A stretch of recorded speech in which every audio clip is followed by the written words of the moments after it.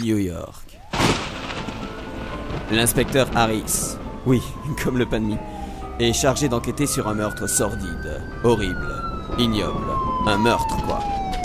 Il est accompagné de son fidèle destrier et serviteur, le stagiaire qu'on lui a collé dans les pattes, John Emmanuel Franchance Richard.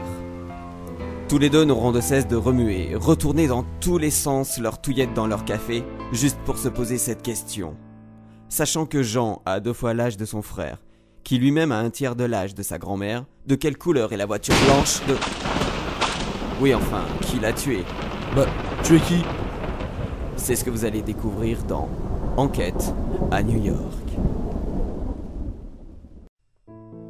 Cet interrogatoire au bowling m'avait épuisé. La nuit avait été courte et nous devions déjà repartir à notre enquête. Bon, c'est là. Vas-y, montre-moi ce que t'as noté hier. Bon, bah alors les photos, 0 déjà. L'ancien lofter connaît Pascal Obispo. Et il passe ses journées avec sa peluche.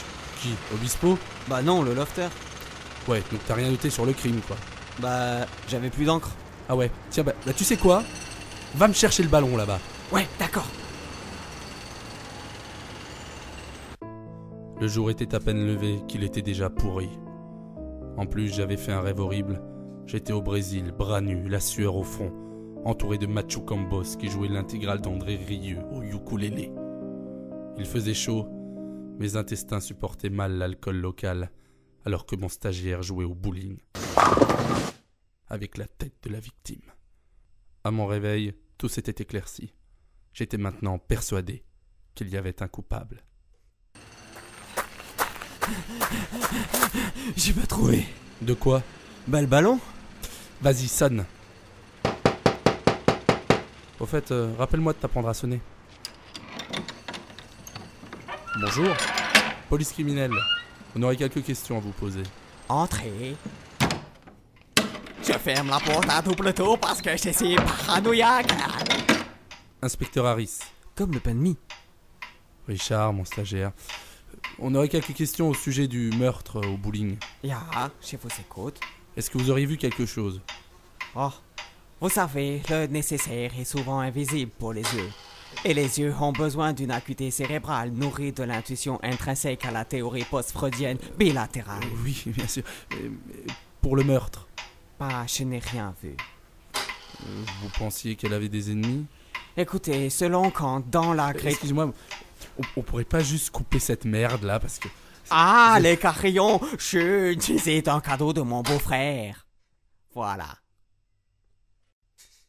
Je disais donc, selon Kant, dans la critique de la faculté des juger, les ennemis sont des amis qui ne cherchent qu'à nuire à eux-mêmes à travers le prisme transcendantal que vous représentez.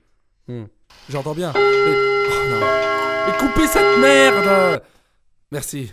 Donc, oui, sinon, en français.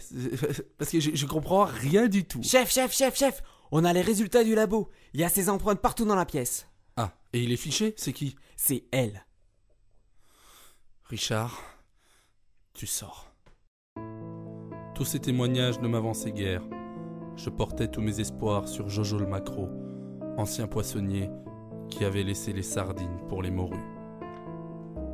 Si vous voulez savoir si le stagiaire a enfin trouvé le ballon et si l'inspecteur Harris a compris la citation d'Emmanuel Kant, rendez-vous très prochainement pour un nouvel épisode de Enquête à New York.